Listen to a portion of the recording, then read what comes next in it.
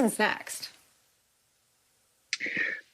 I'm not sure where the Justice Department goes from here, or where anyone really goes from here. Is this something that is simply going to play out when this memo comes out and we get a greater sense about things? Or, would the Justice Department go back and investigate? That seems sort of far-fetched at this point. I think the bottom line here, putting all of the legal arguments aside and the nuances of this case, this matter that has come up, at the heart of this issue is the fact that this judge is the third judge to go out and publicly criticize the attorney general. And that's just something that's highly unusual. Judges criticize the Justice Department all the time. They disagree with the Justice Department all the time, but they don't go as far as they have gone typically in this situation, whether it was the opinion that you were reading from Amy Berman Jackson, or it was the ones from the judge overseeing the Flynn case. There are a range of these things that have come out from these three judges that really put the spotlight on how Barr has publicly treated and privately handled these politically charged investigations.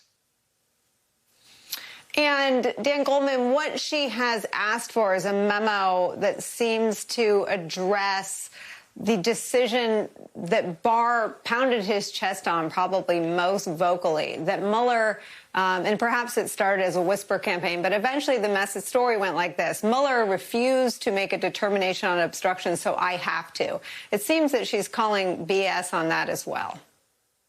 Yes, she is. And she's also calling BS on the fact that this memo was prepared in order to advise Bill Barr on his decision-making process. And what she says is the decision was made, whether it was made by Robert Mueller, who decided not to prosecute for whatever reason, or the decision was made by Bill Barr because of his own slant on things and his own efforts to spin it. And this memo, which we will see, which was ostensibly supposed to be legal advice, really was political and strategic advice that Judge Jackson says was designed essentially to do what Judge Walton said he did, which was to spin this in Trump's favor. And remember, as you pointed out at the top of the show, this really changed the whole messaging about the Mueller report. This was 3 full weeks, or maybe even a little bit more, before the redacted report came out. And it completely misconstrued what Mueller said. You played that clip, Nicole, of him saying there was no collusion. As we've said, and I know Matt will speak to this as well, collusion is not a legal term. And Robert Mueller went to great pains to say that he did not look into collusion. But by the way, what we're also learning recently in the release of the sanctions on, or the issuance of the sanctions on Russia, is that there was collusion. Konstantin Kilimnik, who received internal polling data from the Trump campaign manager, Paul Manafort, gave it to the Russian intelligence, who then clearly could use that to help influence the election. So this was, from start to finish, Bill Barr's efforts to whitewash this investigation, and it continued in the Roger Stone case, in the Michael Flynn case. And we have yet another judge trying to call out a bad actor, a bad apple, in an otherwise reputable organization, the DOJ, and noting, and all our viewers should understand, that this is exceedingly rare. No individual prosecutor, certainly no attorney general, gets called out for basically lying to a judge on 2 or 3 occasions. I need you to say more because, as someone outside the system, it certainly seemed, maybe a little after the fact. I know these things take a long time to work their way through the system, but I'll find it, but I'll pull out the section. I mean, what she's saying is that basically this was a ruse. She writes this: both the authors and the recipient of the memorandum had a shared understanding concerning whether prosecuting the president was a matter to be considered at all. In other words, the review of the document reveals that the attorney general was not then engaged in making a decision about whether the president should be charged with obstruction of justice. The fact that he would not be prosecuted was a given, as was the view from the Mueller team, we learned. I mean, talk about how egregious the conduct has to be, Dan Goldman, for a judge to accuse an ex-attorney general basically of an elaborate cover-up. Yeah, I mean, this is almost unheard of. You rarely get a judge opining on what an attorney general has represented or has said. Ordinarily, it's the line prosecutors and the line assistants who do it.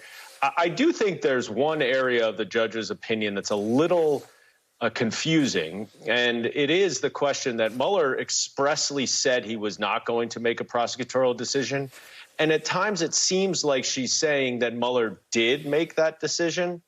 It doesn't matter in the end because she also found that this memo was essentially trying to paper over the rationale that Barr had already come to, and therefore it's not protected from FOIA.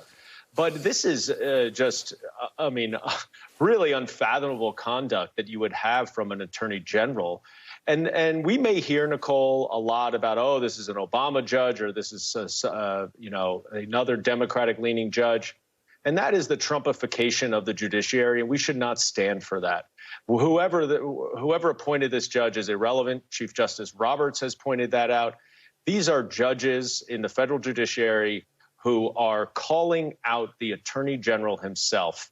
And that does not even count his own political meddling in the Michael Flynn case, in the Roger Stone case, in cases where he has no reason to be involved. So I think we will learn more and more. And I'd be curious what Matt says, because I think an inspector general investigation into Barr may be the appropriate means to look into this, only so that there's a public record of what occurred and that we can learn from it moving forward. Matt, I spoke to a former senior Justice Department official this morning about just this and the reporting on it and what we know so far. And she had that same instinct that an inspector general's scope would be the best fact-finding mission. But I guess to the original point, who holds Bill Barr accountable? Well, the American public has to ultimately. I think an inspector general investigation would be appropriate, not just looking into this incident, but looking into the entire politicization of DOJ under Barr's tenure. You know, looking at the entire waterfront, from the Flynn case to the Stone case to the politicization of, even the antitrust division. You look at everything that he did. And I think ultimately, even apart from that, there has to be transparency in that the sitting Justice Department is going to have to make a decision to release some of these documents. Look, I think we will see this memo that is at issue in this case, but it's not at all certain. The Justice Department has until May 17th to appeal Judge Jackson's decision. They could try to do that. They may ultimately win. They may lose. None of us know.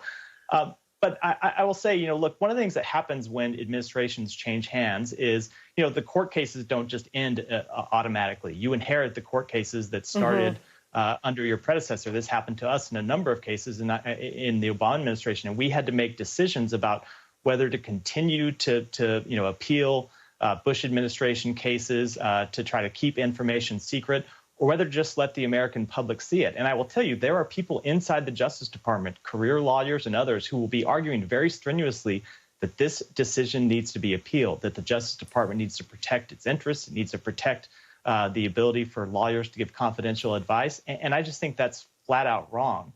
I know there were a number of, we had a lot of these close calls in the Obama administration, and I know we always had regrets about some of the things that we did. One of the things we never regretted was, opening the door and letting the American people see the facts when there had been wrongdoing. And I think whatever happens with any kind of inspector general investigation, kind of from top to bottom, we need transparency to see all of the documents that, the judge has called to be made public in this case, that Congress has asked for in other cases, and that continue to make their way through other pieces of litigation. This isn't the only place where litigants have asked for documents that the Trump administration, through the Justice Department, tried to withhold.